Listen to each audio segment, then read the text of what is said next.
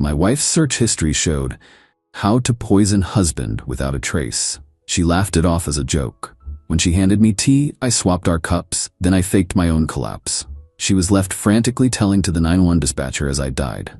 I, 34 male, found my wife's, Teresa, 32, search history last Tuesday. And yes, it's exactly what the title says. We've been married for 6 years, no kids, a nice, quiet life in a rented house with a garden I'm probably a little too proud of. From the outside, we were the couple people envied. We hosted dinner parties. We remembered each other's coffee orders. We held hands, small, everyday things that build a life. The discovery was an accident.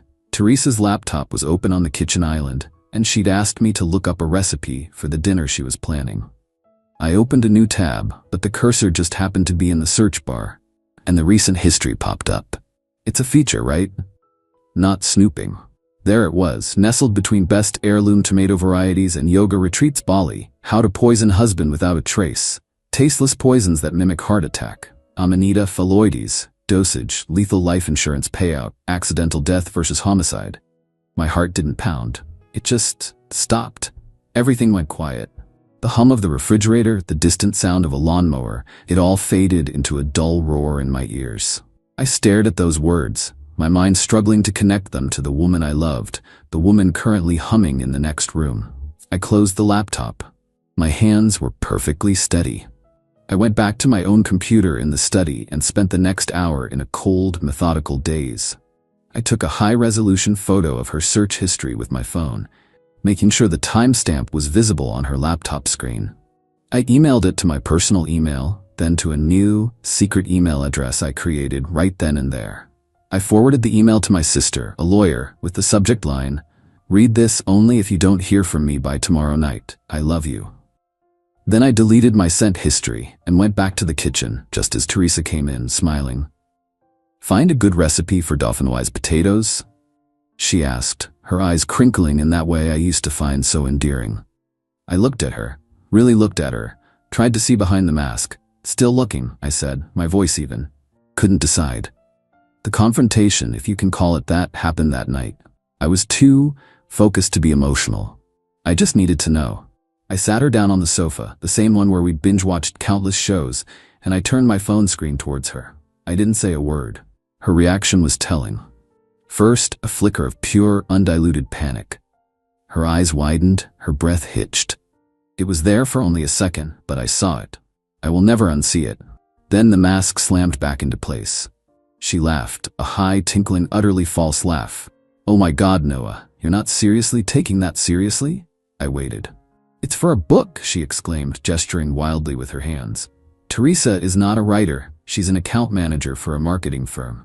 A friend of mine, Sarah, you know Sarah, she's writing a mystery novel. We were brainstorming. It's a joke. It's just morbid curiosity." "You've never mentioned Sarah writing a book," I said, my tone flat. "I know. It's a new thing. She's been very shy about it. Noah, come on, this is insane. You can't possibly think." She trailed off, feigning hurt, her lower lip trembling just so. It was a masterful performance. 6 years of marriage, and I was only now getting a front row seat to her true talent. I felt a profound, chilling sadness. Not grief, not rage, just the quiet, hollow finality of an ending. The man who loved this woman was already dead. He died the moment he read that search history. I was just the ghost he left behind, and it was my job to handle the arrangements. I pretended to accept it. I even forced a laugh. "God, you're right. It's just jarring to see, you know?" She crawled into my lap, wrapping her arms around my neck. "Of course. I'm so sorry, baby. I should have told you. It was a stupid, dark joke." Her hug felt like a cage. The next 2 days were a masterclass in domestic theater. She was overly affectionate. She made all my favorite meals. She suggested we book a vacation, just the two of us. I played my part. I was the slightly sheepish, loving husband, easily placated and back to normal. Then came Friday. The day after I'd told my sister to open the email, Teresa announced she was making a special afternoon tea. Her own blend. She was so proud of it, bustling around the kitchen. I watched her from the doorway. She laid out a little tray, a floral teapot, and 2 matching cups. My favorite ones, the heavy ceramic ones I'd bought on our anniversary trip. As she prepared everything, she turned her back for just a moment, fussing with the sugar bowl and spoons. Her movements were just a little too precise, a little too focused. It was the only tell. That was the moment she did something to my cup. She brought the tray into the living room where I was pretending to read. She poured the tea, a fragrant, steaming amber liquid. She handed me my cup. "Here you go, my love," she said, her smile brighter than the sun. Our eyes met, and in that moment I knew. There was an anticipation in her gaze, a tautness around her mouth. This was it. My heart was finally pounding, a frantic drum against my ribs. But my hands, my blessed hands, were steady. As I reached for the cup, I let my sleeve catch on a stack of magazines on the coffee table. They tumbled to the floor. "Oh shoot," I said, my voice perfectly natural. It was the oldest trick in the book, the distraction. As we both bent down to pick up the magazines, our heads close together, our hands brushing, I did it. A quick, seamless swap, my cup for hers. It took less than a second. When we straightened up, I had the safe cup. She had the poisoned one. Neither of us had taken a sip. She was none the wiser. I raised my cup, the safe one, in a small toast. "To us," I said, my voice thick with a meaning only I understood. She beamed, raising hers. "To us." I watched her, waiting for her to drink. She brought the cup almost to her lips, but then paused, setting it down on the table. "Oh, I completely forgot the lemon biscuits," she said, with a little laugh. "They're in the kitchen. I'll be right back. Don't wait for me." She was waiting. She wouldn't drink, wouldn't relax until her plan had worked. She needed to see me take a sip first. That was all the confirmation I needed. My last flicker of doubt was extinguished. I took a small, deliberate sip of my own, safe tea. I held her gaze as she turned to leave the room. I let a small, fond smile play on my lips. Then, as she disappeared into the kitchen, I began. I set my cup down with a clatter. My hand started to tremble. I focused on my breathing, making it ragged. I'm a freediver as a hobby. I know how to control my body's autonomic responses in ways most people don't. I let my heart rate skyrocket, then forced it into an erratic, thready rhythm. "Noah?" Teresa's voice called out from the kitchen. I didn't answer. I made a harsh, guttural, choking sound. I pitched forward, knocking her cup, the poisoned one, so it sloshed but didn't spill entirely. Then I slid from the sofa to the floor, convulsing for a moment before going limp. I let my eyes roll back, keeping them just slightly open. My breathing became a series of shallow, agonized gasps. Teresa rushed back into the room. "Noah! Oh my God, Noah!" She stood over me, her face a canvas of rapt fascination. Not concern. Not yet. She was watching, checking to see if it was working. A full 10 seconds passed, an eternity. She was waiting to make sure. Then, when she was satisfied, the performance began. A switch flipped. The frantic, terrified wife appeared. "Oh my God! Noah!" she screamed, a sound so convincing it chilled me to my very soul. She fumbled for her phone. I heard her shaky fingers dialing. I heard the tinny sound of the call connecting. 911, what's your emergency? "My husband, I think he's having a heart attack. He just collapsed. He's barely breathing." Her voice was a symphony of panic and despair. She was crying. Real tears. As she spoke to the dispatcher, feeding them our address, her words a torrent of calculated hysteria. I lay there, my body twitching periodically.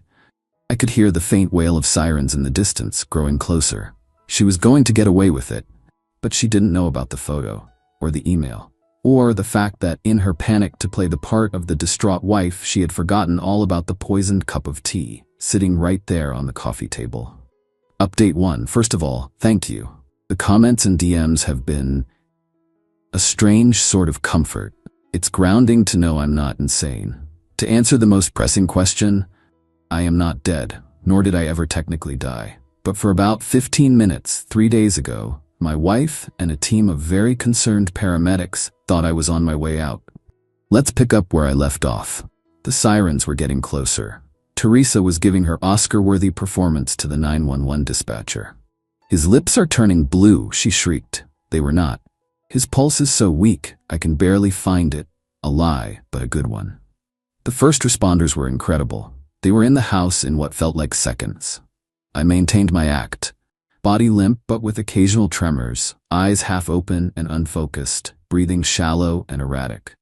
I felt them cut away my shirt. I felt the cold circles of EKG pads being slapped onto my chest. "He's in VTAC, pulse is thready and fast," one of the EMTs yelled. Pushing amiodarone, they saw a life-threatening cardiac arrhythmia, exactly what her search history suggested she was aiming for. They were treating a genuine, critical emergency. My freediving training was paying off in a way I never imagined. Still no change. "He's crashing. Charge the paddles to 200.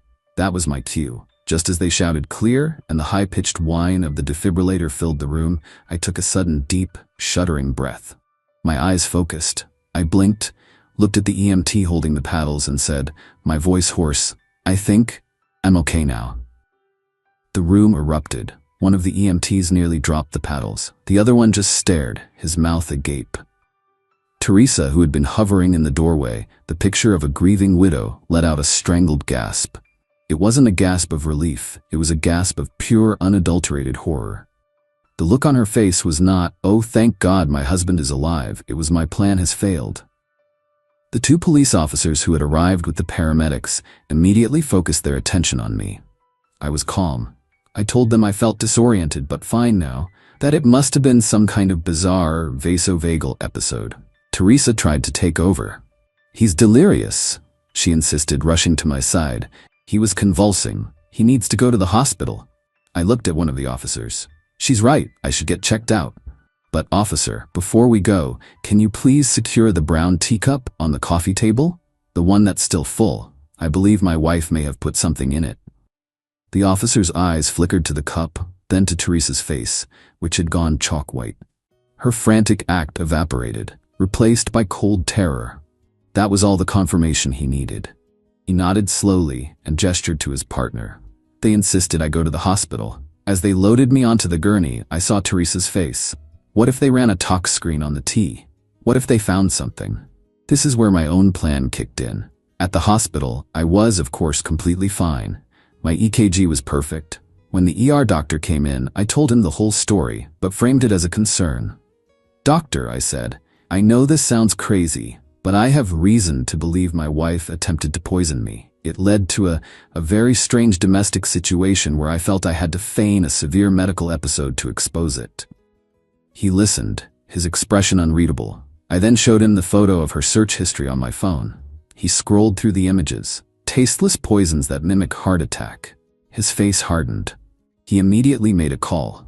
A few minutes later, a hospital social worker and a police detective were in my room. I laid it all out for them. The search history, the book idea excuse, the sudden special cup of tea, the swap, her refusal to drink, my faked collapse, her call to 911, the teacup left at the scene. I also told them about the email to my sister. The detective, a woman named Detective Marie, was brilliant. She didn't treat me like a hysterical husband. She listened and took notes. She told me the patrol officers had already bagged the cup as potential evidence. She asked if she could get a warrant for her electronics. "She'll never consent," I said. "Given your testimony, the photographic evidence of the searches, and her attempt to prevent officers from securing the evidence at the scene, a judge will agree that the risk of her wiping her devices constitutes grounds for a warrant." Detective Marie stated calmly, "These things take time, but we'll get it." I was discharged with a clean bill of health. Detective Marie advised me not to go home. I'd already planned for that. I went straight to my sister's house. The next day, my sister, my wonderful shark of a sister, filed an emergency protective order on my behalf and initiated divorce proceedings. The petition cited the evidence of the search history and the events of that Friday. Teresa was served the papers yesterday. I'm told she did not take it well. I haven't listened to a single one of the unhinged voicemails she's been leaving, but my sister says each one is a gift for our case. I had to go back to the house today with a police escort to get some of my things. The locks were already changed. A note was taped to the door. In Teresa's looping, pretty handwriting, it said, "How could you do this to us, Noah? I love you." Looking at that note, all I could think was that her focus on me, on the drama, on playing the victim, was so complete that she never once thought to get rid of that teacup. The chaos of my collapse had worked perfectly. She was so consumed with managing her performance for the EMTs that the cup became invisible to her. Update 2. It's been 2 weeks since my last update. 2 weeks of lawyers, paperwork, and the slow, grinding machinery of the justice and bureaucratic systems. And let me tell you, it's in the grinding that you really see a person's true character. Teresa's character, it turns out, is a fascinating blend of victimhood and aggression. After the initial shock, she went on the offensive, not legally. Her lawyer seems to be advising her to keep quiet. Her battlefield is social. She's trying to win the court of public opinion. It started with our mutual friends. A call came from Jesse, a guy I'd known since college. "Noah? Hey man, listen, I just got off the phone with Teresa. She's a complete wreck." "I'm sure she is," I said evenly. "Yeah, well, she's saying this is all some huge misunderstanding, that you've been under a lot of stress at work and, well, that you kind of freaked out over a joke. She told me about her friend's book idea." His voice was full of that cautious sympathy you use when you think your friend has lost his mind. "Did she, Jesse?" I asked, my voice remaining calm. "Let me ask you a question. Do you think I'm a paranoid person?" "No, of course not, man. But then trust that I'm not paranoid now. There are things I can't talk about legally. But the police have her laptop for a reason. Just think about that." He was quiet for a moment. "Oh, okay. Shit, man. Okay." Then came the family front. Her father, a big, blustering man who'd always treated me like a son, called me, practically yelling before I'd even said hello. "Noah, what in the hell do you think you're doing? I just heard from my daughter. She's in tears, hysterical. You file for divorce? A protective order? You've lost your mind." "Hello, Albert," I said quietly. "I'm sorry you're in this position." "Sorry? You're sorry? You're destroying her. She loves you and you're dragging her name through the mud over some stupid joke. She told us all about it. It was for a book." "Albert, did she love me when she was researching tasteless poisons that are hard to trace?" "It was a joke," he thundered. "Don't you people have a sense of humor anymore? You're supposed to be family. You talk things through, you don't call the cops and run away like a coward." "My sense of humor ends where lethal doses of Amanita phalloides begins," I replied, my voice cold as ice. "And I didn't run, Albert. I walked away from a woman who was going to kill me. The police are involved because she committed a crime. This isn't a family squabble. Goodbye." I hung up the phone before he could respond. The most calculated move on my part was dealing with our landlord.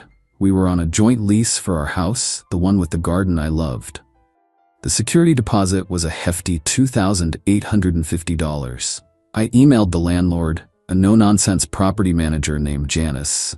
I explained that I had moved out due to a pending divorce and a police investigation, and that I was formally requesting to be removed from the lease.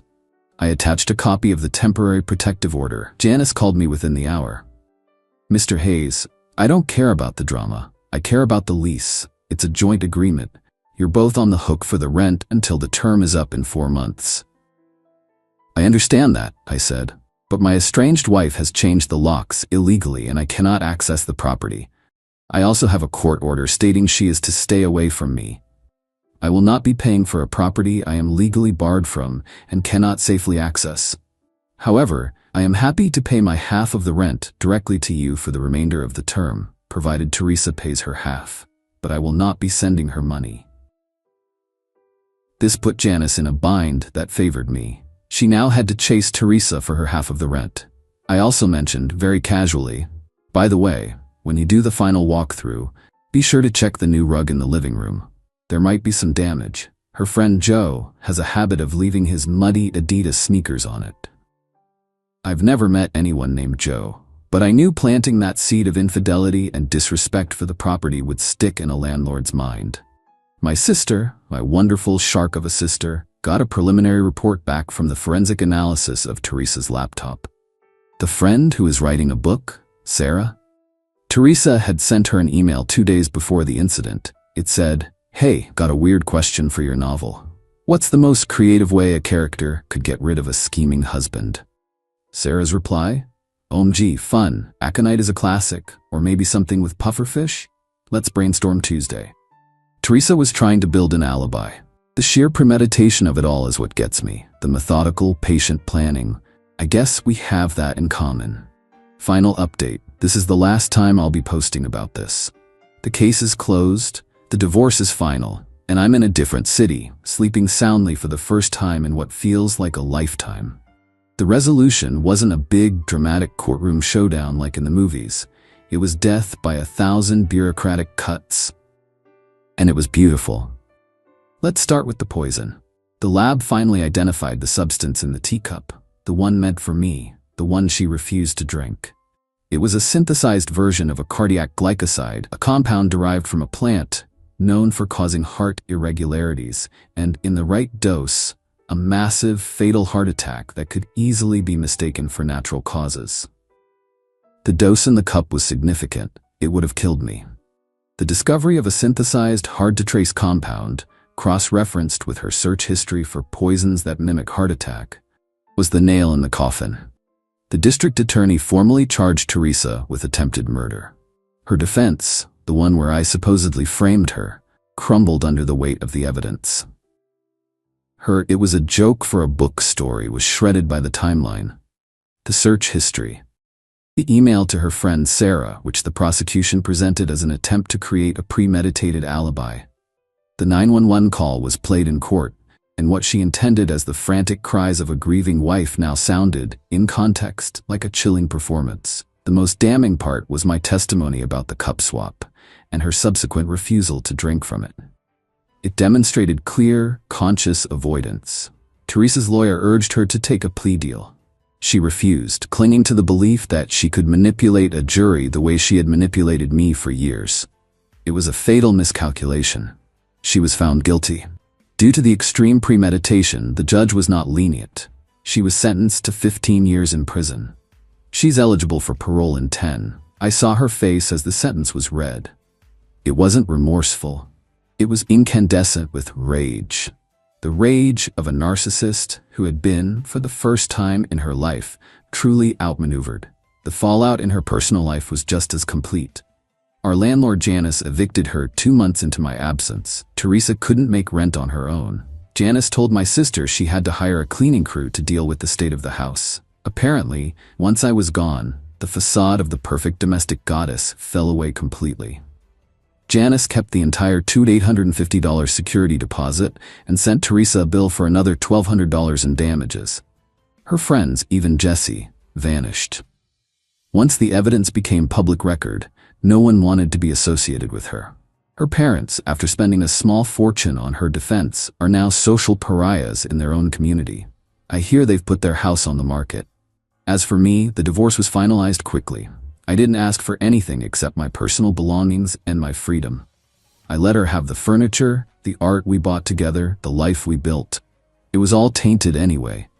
I packed my car with my clothes, my books, and the photos of my family, and I drove away without looking back. I have a small apartment now in a city a few hours away.